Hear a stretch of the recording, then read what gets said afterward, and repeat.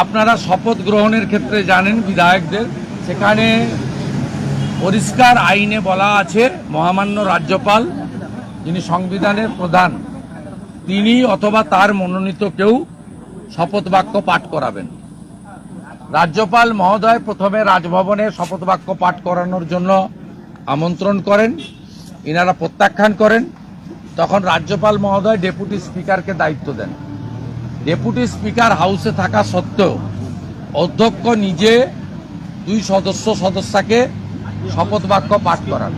পরবর্তী ক্ষেত্রে 4 জনের ক্ষেত্রেও রাজ্যপাল মহোদয়ের অনুমোদন ছাড়া শপথ বাক্য পাঠ করিয়ে তিনি সংবিধানকে এবং সংবিধানের যিনি কাস্টোডিয়ান তাকে চ্যালেঞ্জ করে সংবিধানকেই আক্রমণ করেছেন।